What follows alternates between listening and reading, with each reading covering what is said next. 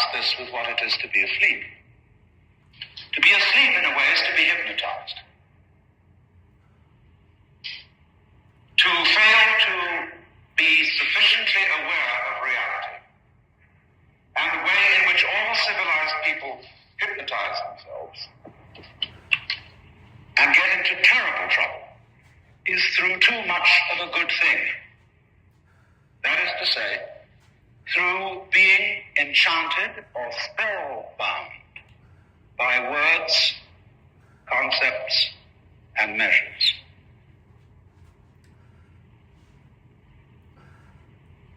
Which constitute a system of description of nature, which we confuse with nature. The map, in other words, is not the territory. The word is not the event. Water will observe this distinction.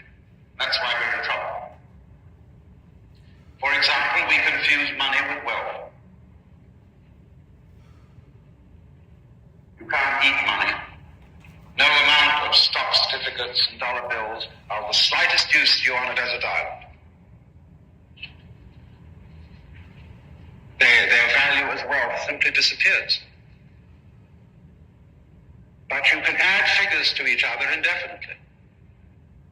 And pile it up, pile it up, pile it up, pile it up, but you cannot eat 5 roasts of beef at one meal, or drive in 3 cars at once, or live in 6 houses at once.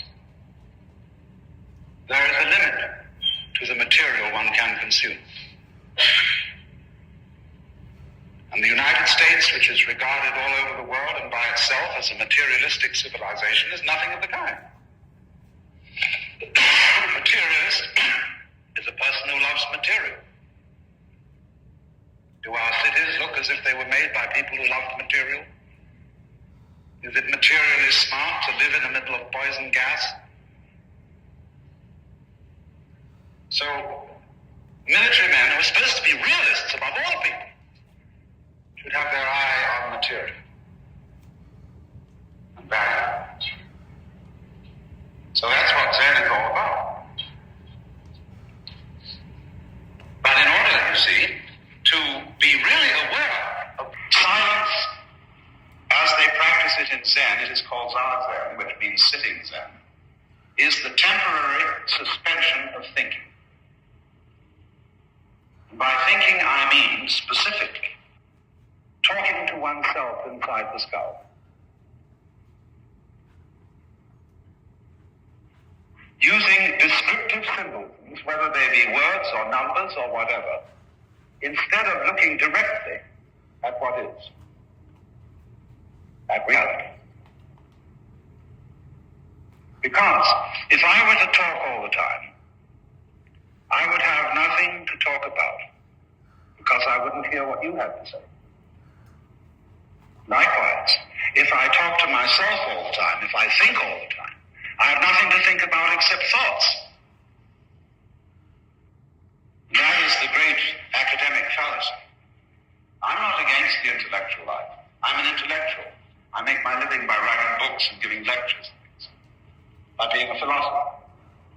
But to have anything to philosophize about, you must occasionally be silent.